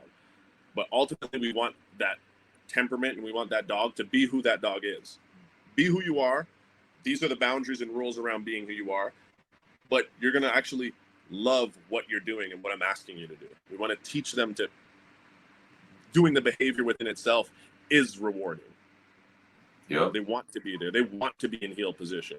They want to sit, stay. They want to down. Does that make sense? And that makes perfect sense. I mean, that's the thing that we tell like all of our clients. Like, why should your dog want to work for you? And if the immediate response is because they have to, it's like, nah. Like you want them to want to work for you. Like you want them to want to engage. You want them to want to do these behaviors. You want them to be enthusiastic about doing those things, and taking that, like you said, like the compassion aspect of it into play. It's like, these dogs they're still living beings. They still individually think. They're in their own manners and ways of doing things. An application of like a box format is not going to be the way to do it. Which a lot of people who do like these pump, like Katie was saying, like pump out these board and trains consistently. It's force training. You can we can all force a dog to do certain things, but do they want to work for you? And like that's perfectly said what Nezbeth has said. It's that's essentially it. Well, I'm going to drop something on you. This is original. Why make the dog do what you want him to do when you can instead let him do what you want him to do? You better fucking put my name on that if you type that anywhere, because that shit's mine. Copyright. Highlight rule. I use that phrase as a temperament test for who I'm talking to. Because what some people will hear is me use the word let. And people will knee-jerk react and think I mean permissiveness. Because I'm using the word let. There's a reason why I use the words I use, right? Because after I said let him do what you want him to do, because now we go back to Dwight D. Eisenhower, who said, leadership is the art of getting someone else to do what you want them to do because they want to do it. And that's real leadership. Leadership, the other is tyranny. Tyranny is a leader. It's a form of leadership, I suppose, but it's not a form of leadership we should aspire to. Because the true leader is the one who inspires those who follow him or her. And when we're working with our dog, in the beginning, when we're building the relationship, yes, the boundaries, motherfucker, don't fuck with me. Like, hey. Once we get that situated, and I know we got that hierarchy down, now let me show you how wonderful it is to do what I want you to do. Now let me show you how fulfilling it is to be in service to me. Because my species created your species 15,000 years ago. And like we've spent 15,000 years working together. Let me show you how cool that can be. Once we get it sorted out that you're not going to be humping my leg on Tuesday morning. Like that's actually what you just said too. Is like a lot of people, like they always think about, like, especially the people that I talk to over here, you know, it's always like, oh, well, you know, it's a dog. It needs all this freedom. It needs all this stuff. I was like, nah, like, we created this dog to be biddable. We created this dog to be understanding. We created this dog to be a companion and all those things and a partner and everything we're doing. You know, the reason why these dogs have these issues is because of what we've done.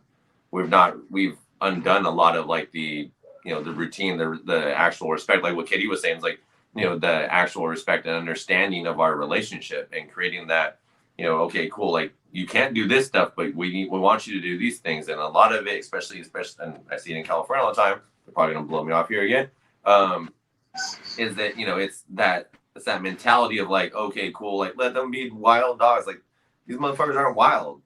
Like they're fucking dogs. Let them be a dog. Anybody who says let a dog be a dog, I question whether that not they know what a dog is. Yeah. What do you mean? What do you mean by let them be a dog? Exactly. What is let them be a dog?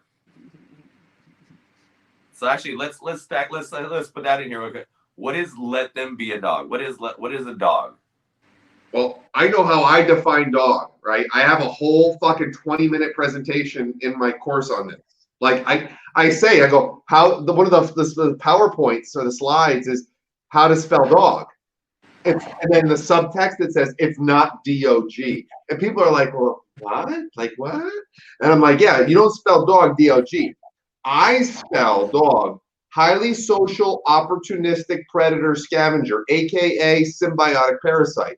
Like that's what a dog is.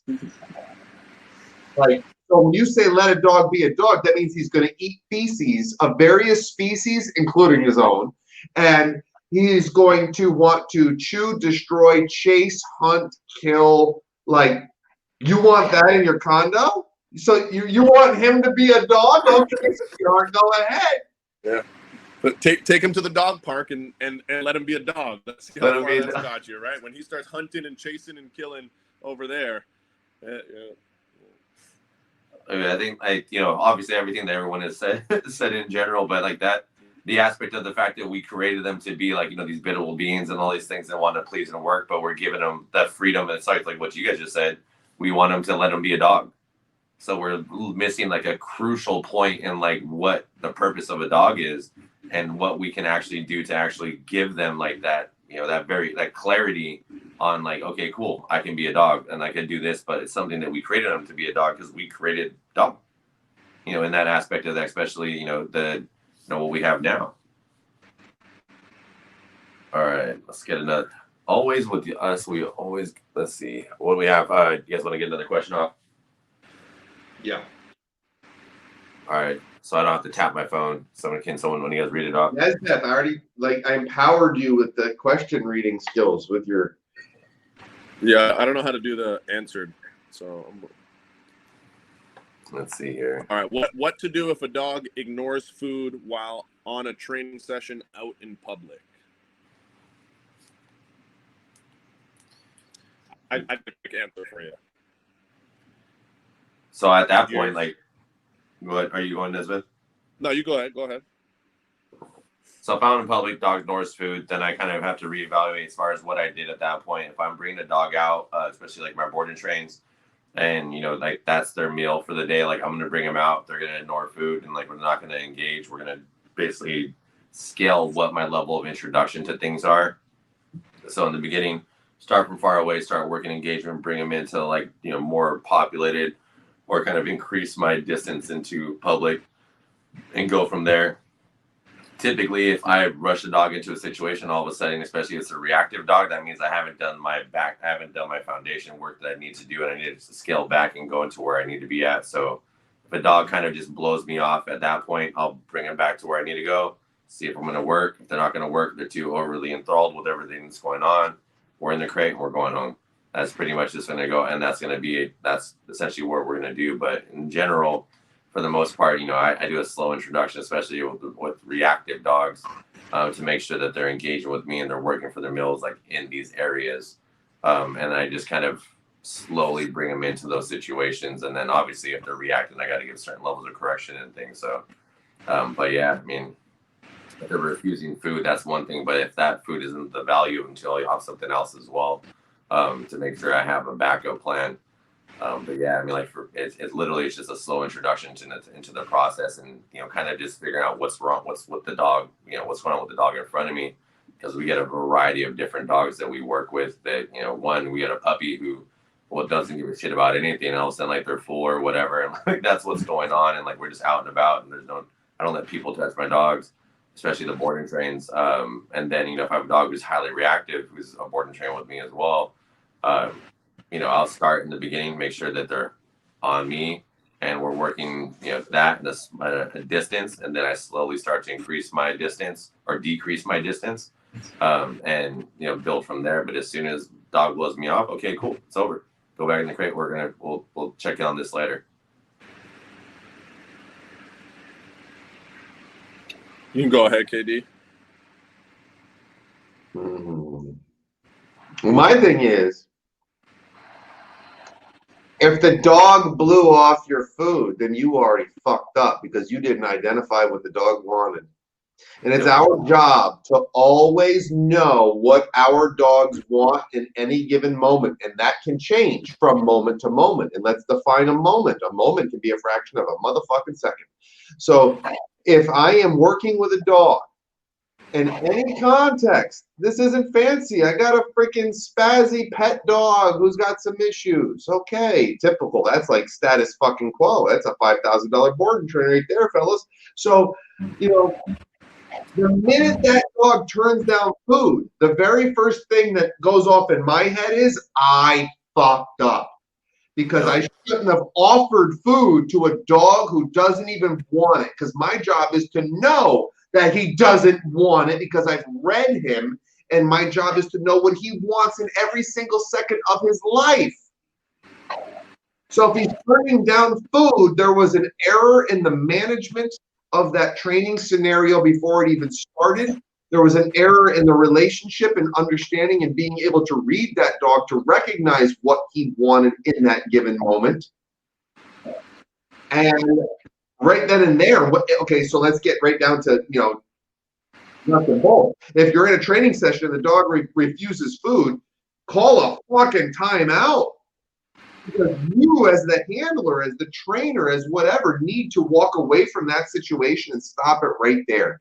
Because the fact that you offered food to a dog who didn't want it meant you missed some signals, which means you're probably going to miss a couple more, which means you should stop that training scenario right there and reflect.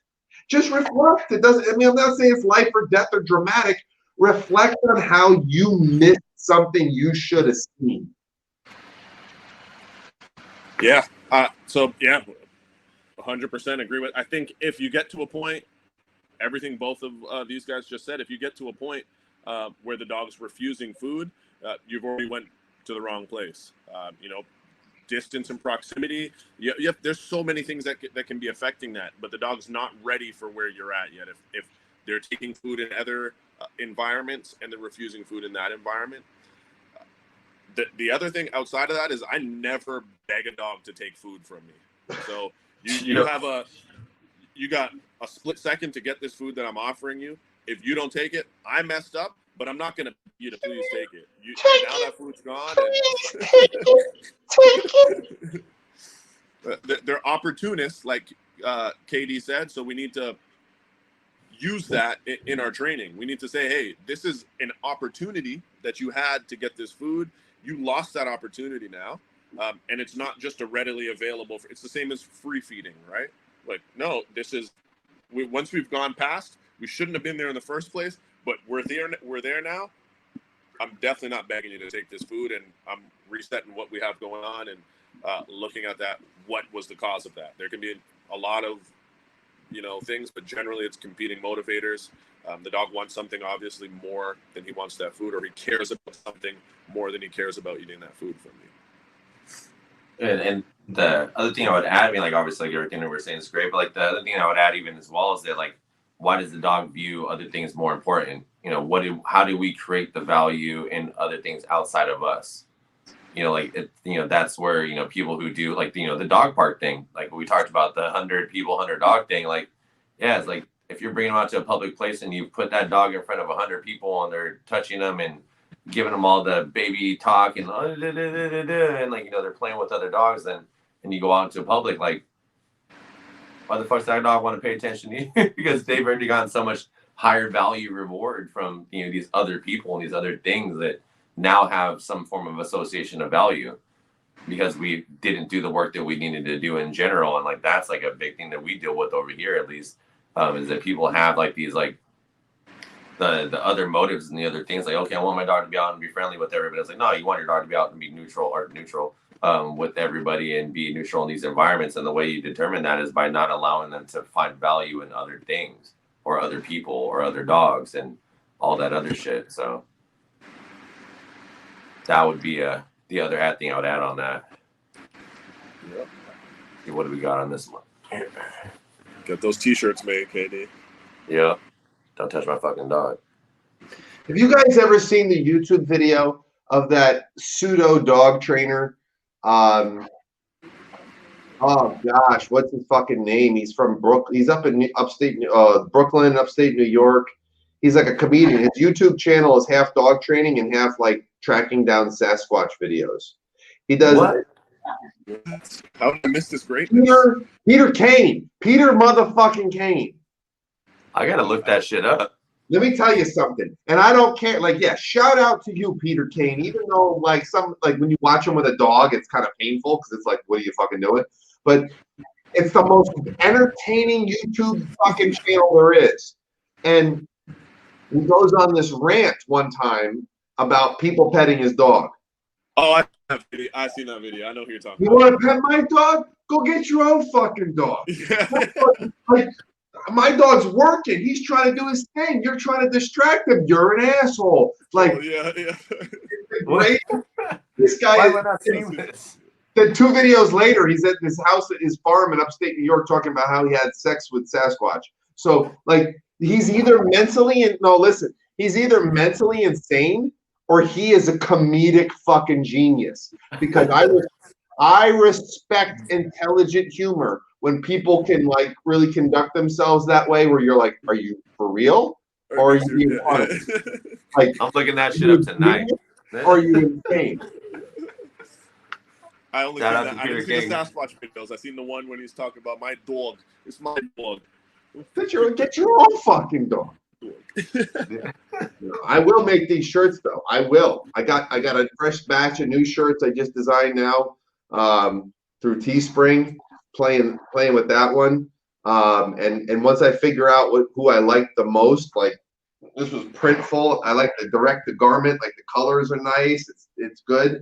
I got some fucking cool ideas for all you jokers out there that want to rep some fucking dog shit and like really like, give it to those people. Don't pet my fucking dog.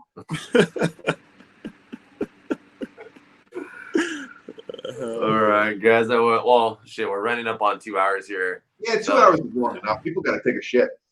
Yeah. So let's wrap it up here. Again, thanks for you guys being on. Always appreciate you guys. We got to make this a normal thing here.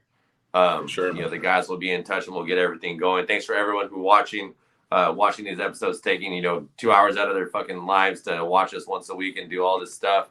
And again, every day we're trying to make this things better and try to get the process better too. So thanks everybody for being on. Thanks for having us. Yeah, man, thanks for having us all on day, man. We're just out here trying to make shit work and make shit better. So thanks to KD. Make sure you follow him. Make sure you follow Michael Nezbeth, Canine Mike, and Grassroots Canine, all that other stuff. And just all of our things that we're doing. So thanks again, guys, and then I will see you offline, fellas. All right, man. Thank you to all the viewers. Thank you very much. Thank you guys. Thank you guys for your questions. time watching. And then Roman's like, this is the point where I haven't been online at all time now. Turn this shit off, Roman. Let's all say some inappropriate shit that's going to be on air and we won't know it. All right.